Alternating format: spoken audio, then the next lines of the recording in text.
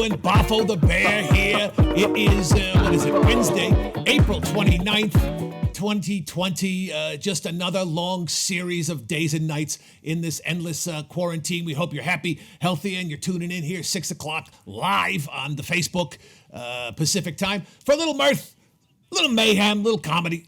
Lighten your load a little bit. Put a smile in your face. And that's what we're doing.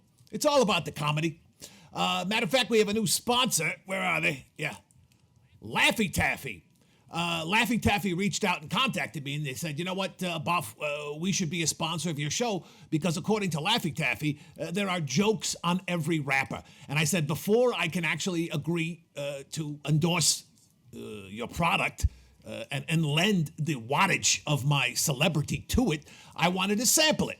So they sent me a case of these honey-flavored Laffy Taffies, but I don't really care that much about the candy. I'm interested in the comedy. They say there are jokes on every rapper. There's two things written here. I'm going to read them, and then we'll decide together if they're jokes or not. Frankly, I'm not too sure. All right, here's the first joke. What type of beef packs a punch? A boxer brief. Is that a joke? I looked up joke.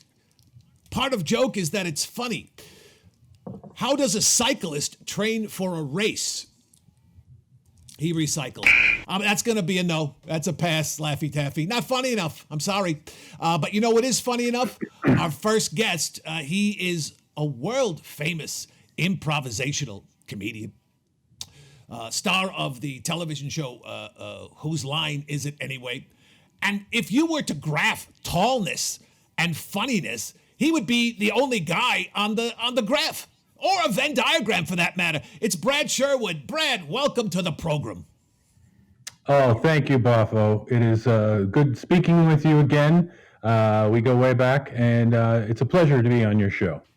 Yeah, it's a pleasure to have you here. You're very formal. I like the glasses. I knew you way back when your name was Bofford.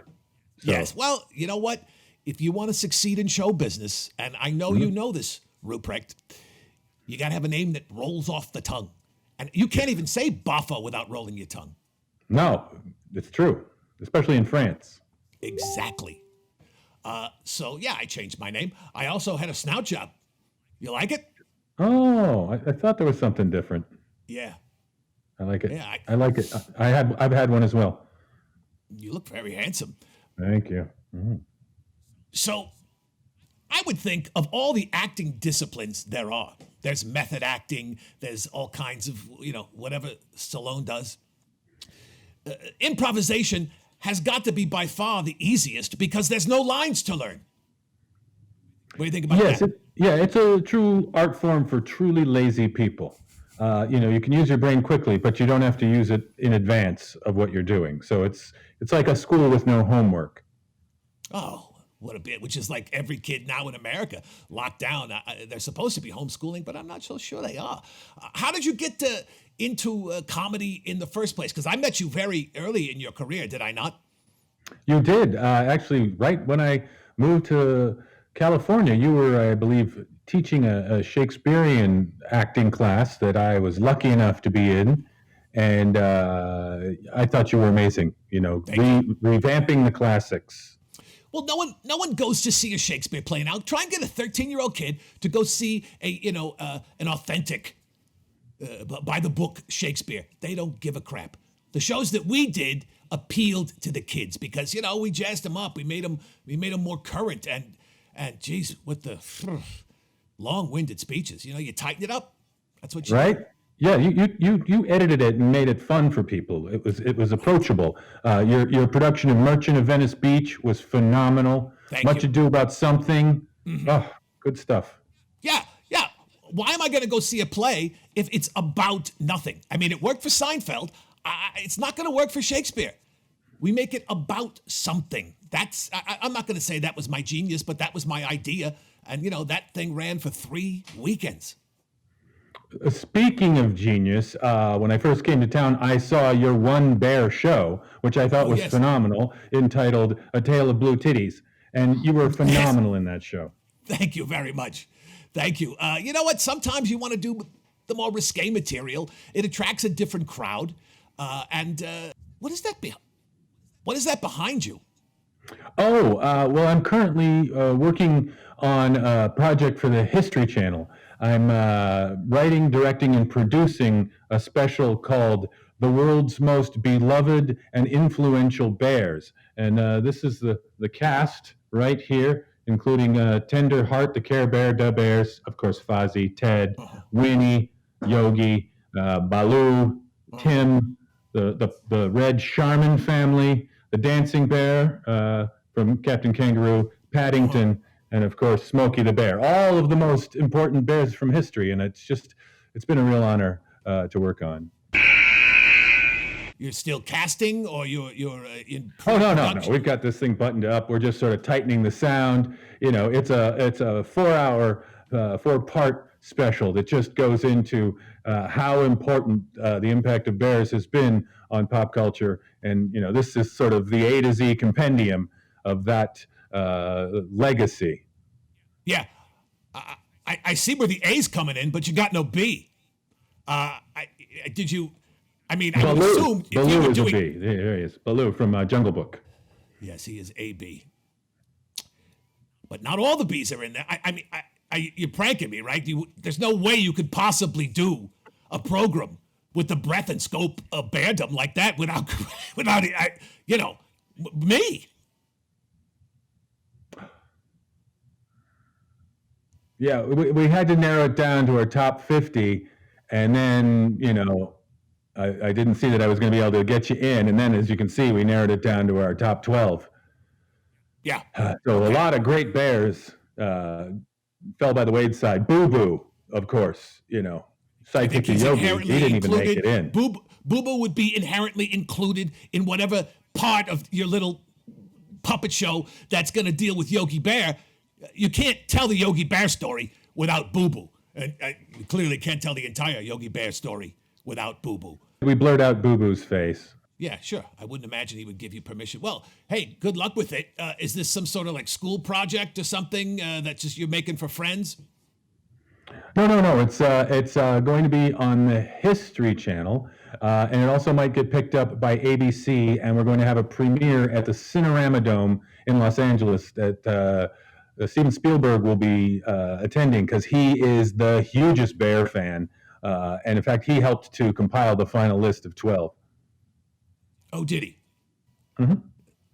Well, okay. Well, good luck with it. I'm sure it's going to be fantastic. You're a funny guy, and good luck with it. You seem sort of down. You all right? Well, if you want me to be honest, yeah.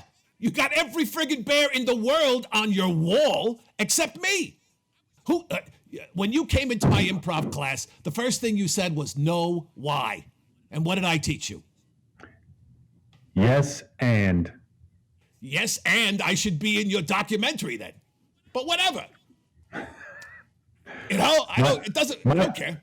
As long as you keep in the promoting my special with the 12 world's greatest bears of all time, then I'm fine. What's the name of it? What's the name of your bear show? The world's greatest bears of all time. No argument. No one else compares. I know we're working on a shorter title, but for right now, that's where we're going. How about Judas as a title? Just, top of mind. You sound a little bitter, Boffo. I'm more than a little bitter, Bradley. I'm not going to stomp my feet and say, why did my phone number has been the same since we met? Listen, I compiled a lot of bears for the list. I can't tell you that, it was Spielberg's choice to winnow it down to these 12. Granted, I think, Paddington and the Charmin family probably could have been kicked aside for you because I know you're a true genius. It's just that a lot of people didn't go to repertory theater in Venice Beach. So I blame them. You know how hard it is to teach kids how to act at Venice Beach when outside the door, all you can see are people in bikinis and people smoking joints the size of a ham bone? It's difficult. yeah, it's very distracting, and most of them end up out there learning to do one of those spinny things with the yo-yo and the string sticks. I don't know what that's called, but that's It's a called talent. Zaptaba. Oh, Zaptaba. It's an Arabic toy made for children. wow! The fact that you know that name means you've obviously been to Burning Man. Oh, you kidding me? I got stories, Brad. I mean, not for here, but I got Burning Man stories. You come home, and if you're not lucky, you're burning for at least a week, and then you're fine. Now, you ply your trade in improvisation, which means you make up stuff that's funny. Are we going to get to that at some point in this interview, or what is that like walking on a stage? You tour with Colin and Brad, and you have no script. I've seen you guys perform several times. Shows different every time. Is that it's got to be fun for you? But do you still get any kind of nervousness or trepidation before you walk out on the stage? I don't really get nervous. I get sort of that excitement, the adrenaline rush of, oh, we're about to perform in front of people, and oh, I can't believe it. We don't know what we're going to do. And that fuels me. But I have the confidence in the two of us that we are going to figure it out and make it funny every time, which, is really cool because there's enough going on trying to think of stuff that propels you for the show adrenaline. You don't need nerves in the way. No, and like I said, I've seen you guys perform on television often, but in person, and it's not cocky is not the word. It's a swashbuckling comfort the two of you exhibit in totally different ways when you take the stage, where you can just see it that whatever happens, it's going to be funny, and you guys don't know what it is either, and you get to discover it along with the audience, and I find that exciting. Yeah, I think what the audience loves the most is that this is a one-off show. Like, it'll never be the same twice. It's based on their suggestions, and it's sort of this custom-made gift that was just for them, and then we'll go make a different one somewhere else. Right, which is kind of a justification for the two of you just being too lazy to learn scenes on some level.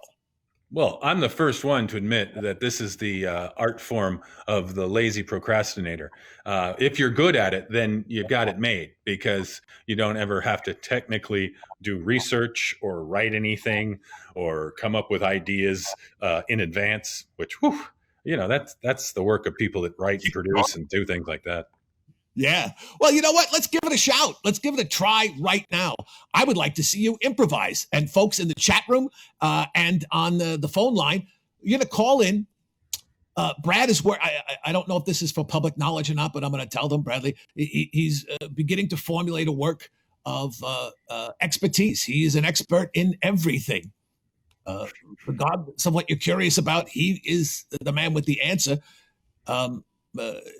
And you can call in right now and ask him a question on whatever you want.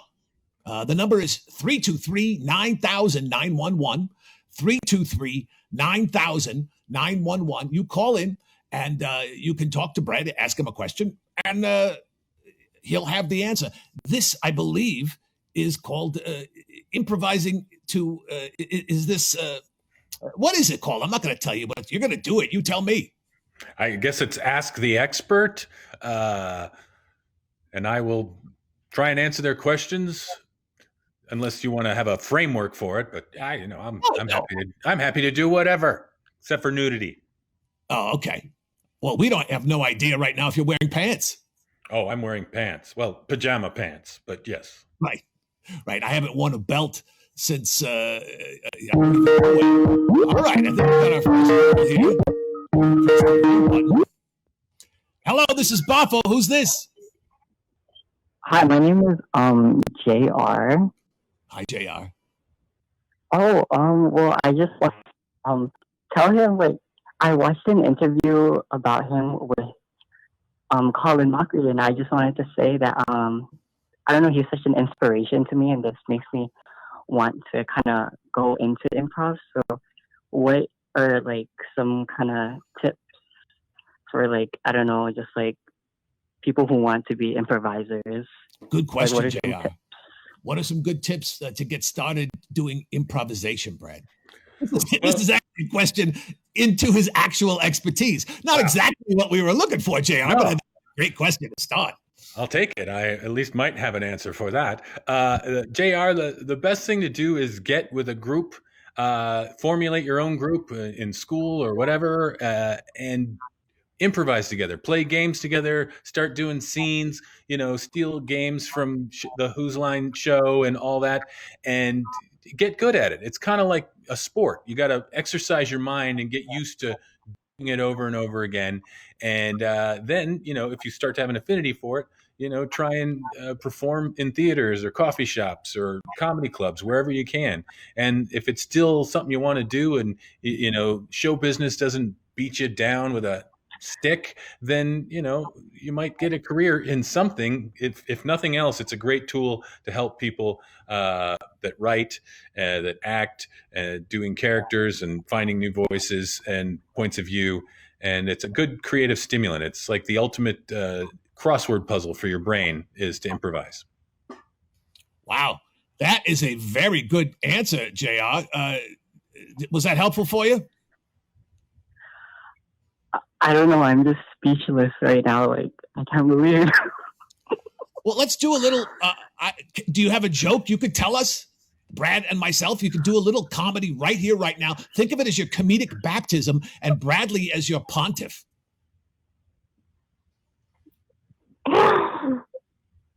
Oh my gosh, I don't have any joke. I only remember things from Who's Line. I'm sorry. Thus, answering the question and showing exactly how difficult improvisation can be. When you're put on the spot, most people react like JR. They get a little flustered, and it's understandable. JR, I appreciate your phone call. If you're not going to tell us a joke, I'm going to move on to the next call. This is your last chance. Stand up. Tell us a joke, JR. I can feel it. It's on the tip. All right, JR. Work on it and call us back next time. All right. Thanks for calling. Good luck, JR. Thank you so much. Okay, thanks. Bye-bye. We got another phone call, Brad. Hold on a second. This is Boffo. Who's this? My name is Dave Rosowski. Hello, Dave. Now, Bradley is an expert on everything. Do you have a question that has so far flummoxed you? I would like... I was wondering if he was going to movie about cats and dogs, cats versus dogs, what would that movie be about? I know he's a screenwriter and an improviser. What would that movie be about? Well, thank you for asking, Dave Rosowski. That movie would be a brilliant story written by 2 or 4 hapless dogs that were locked away in an office for months and months, creating a hilarious script for a movie about cats and dogs, where cats are evil and dogs are trying to save the world. And then those 4 hapless dogs that wrote the script would, be given some lunches and a thank you, and then they'd see it years later in an actual animated movie. Thanks for asking, Dave. Thanks, Dave. It sounds like a sad end to a movie. Doesn't it? Mm-hmm. That's why there's probably going to be no sequel, but they grab you with that idea of the writers, the dogs writing a movie about dogs writing a movie. It's like a layer cake. Well, I just want to say how much I've enjoyed the show so far. I like both of you very much, and this is very entertaining. And I also think maybe, Brad, you and JR can get on the road together. Yes. You never know. I may, need to diversify at some point. Right. JR. Wonderful. It would be Brad and JR too. Right? Right. You go to the front of the line there. Nice. Thanks for calling, Dave Rosowski. All right. Bye, you guys. Bye. So you basically have mechanized inspiration. You're forced at 8:15 every Friday and Saturday night, and probably several days during the week. The imagination machine's got to turn on at that point, and you figured out a way to. You just did it. You just showed it. Can you feel it? Is it a metaphysical overtaking of yourself, or is it more like doing a push-up? It's I think it's kind of running away from a big beast, and the beast is covered in silence and not laughter. So as long as you run faster than the beast and do something funny, you aren't overtaken. And that's the biggest fear of an improviser, is to not get those laughs. So you always run as fast as you need to. I have never heard a better explanation of show business in my life. That was perfect. And it's making noises. Yeah. Way faster than you think it should.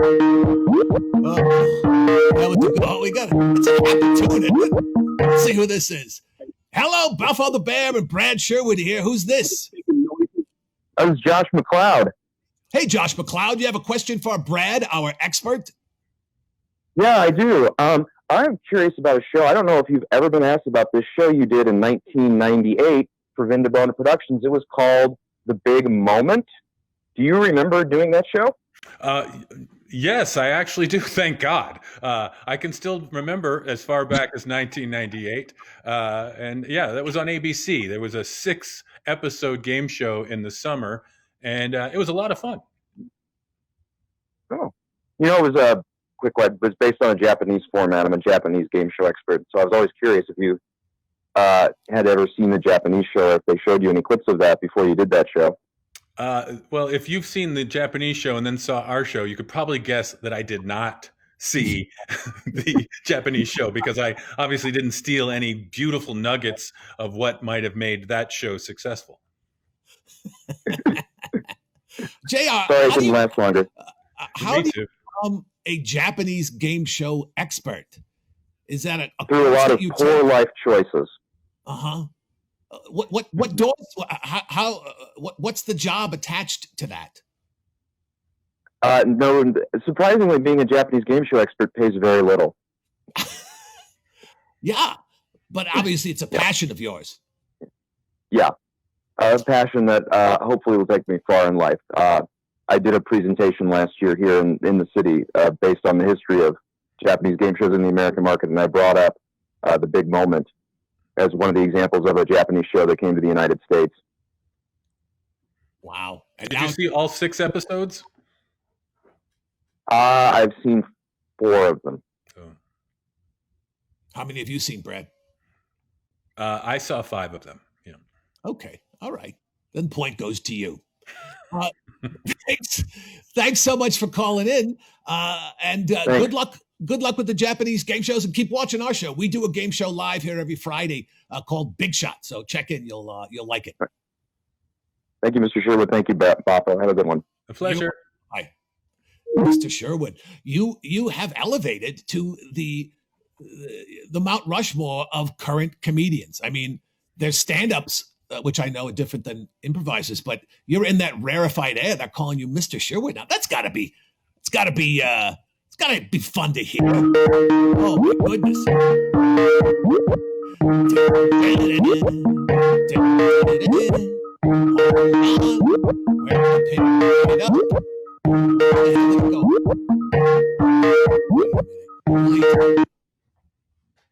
All of a sudden, it just stopped showing up there.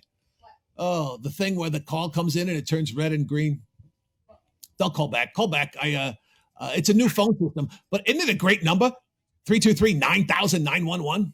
Yes, 9000 emergency. It's fantastic. All right, bring that song again. I don't see where I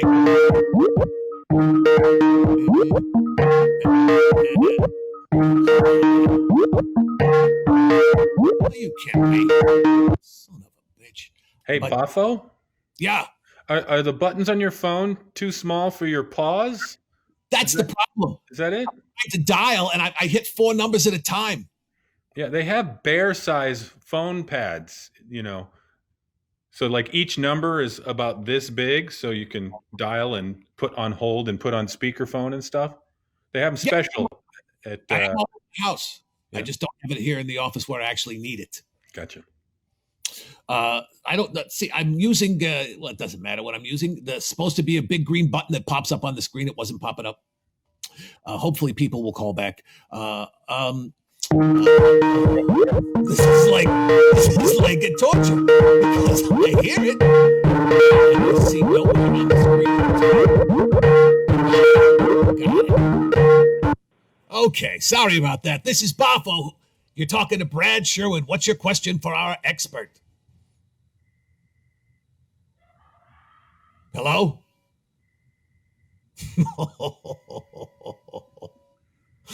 After all that, I can hear him breathing. Three dance breaks. What's been the most exciting experience that you've had touring the country with Colin, touring the world with Colin, rather? Oh, well, we've done some international tours. We did a tour of Ireland, which was a blast. We went to India twice. That was crazy and amazing. And the shows were great. We've been to Australia a couple times. But one of the coolest ones, we've gone back to England to do a few sort of all-star versions of Who's Line There. And Josie Lawrence and Clive Anderson, the original British host, hosted the show. And then they brought me and Greg and Colin and Jeff and Chip came for a few of them as well. And last year, it's been a year now, we played at the Royal Albert Hall. So that was a highlight of my performing career. Wow. Clapton, the Beatles, Led Zeppelin. Everybody has played that. That is, wow, that's fantastic. Congratulations. Yeah. I played the Belly Run at the Comedy Store and Royal Albert Hall. That is the A to Z right there. It's right there. There's the high and the low of it all. A corner stage in the back of the top floor attic of Pauly Shore's crack den. And Royal Albert Hall. Is there a way, we were talking earlier in the program about the magic of what you guys do on stage, that it's, completely different every night. Is there a way to bring that excitement to a screen? Do we still talk while it's ringing, or do we just stop? 504, that's New Orleans, Louisiana, which I was wishing I would be for Jazz Fest this week, but I'm not. Who's this? This is Brian Plato from NOLA. Hello, Brian Plato. Where you at? You got a question there for Brad Sherwood? Mostly just wanted to chit-chat. Brad, on your tour with Colin, did y'all come to New Orleans? We actually have done a few corporates in New Orleans. We had, strangely enough, a show that was scheduled there before Katrina, and then that I think it was before Katrina, and then that obviously didn't happen. And I think we had some other show there that got postponed. So it's really weird. We have bad luck with getting into a theater there. I got you. Well, I recently joined an improv class, and we've been meeting online because we can't do class, just to kind of keep ourselves limber. So I'd like to invite you. I think it'll be in 2 Tuesdays, if you'd like to join us. 2 Tuesdays? Yeah, it won't be next Tuesday. It'll be the following Tuesday. Oh, well, send me a tweet. You got it. Send him a tweet. Now, I will say this. I will. There's only 3 levels of this. We finished level 2, and as a joke, I got a Colin Mockery cameo to say congratulations on graduation as a joke. So I'm trying to top myself, and if you can join us, I think you'll do that. Excellent. Well, I think now would be a great time to have you fly your improv wings. We tried to get JR to do a little comedy. Let's close off the show with a comedy of some improvisational sort from you. Throw him something, Brad. What do you think? Let's do a scene in the style of Dr. Seuss. But we need a topic from maybe someone in the audience or a large animated blue bear. A topic for a Dr. Seuss show. A scene in the style of Dr. Seuss, not a topic for a show. The scourge of toenail fungus. Okay. So we'll both be speaking in Dr. Seuss a rhyming dialogue. So I'll start to give you a moment. Upon my feet there is a scourge. With what antibiotic that I must purge this awful thing that grows among us, some type of awful nail-toe fungus. Yeah, go ahead, follow that. From my feet, there was this smell. What it was, I could not tell. The pain it did go bam. Oh my God, it's ugly toe jam. Perfect. Very well done. Right? Yes. Thank you. Thumbs up. Congratulations. Stick with the classes. You'll soon be a level 3 aficionado. Thanks for calling. Thank you. And I'll send that tweet, Brad. Thank you, guys. Absolutely. Excellent job. I feel that's the feeling that you gave to me when I first was one of your primary acting coaches back in the day. You were so green. I saw such potential in you, Brad. I'm so happy that you've gone on to the level of the success that you've enjoyed. And thanks so much for being on the program. Did you have fun? No, but I would like once again to pitch this amazing documentary that I'm doing. All right, thank you very much. That's the show. Thanks for watching. That was Brad Sherwood. You can see him on a stage near you, hopefully soon. Until next time, I'm Boffo the Band. You gotta love me.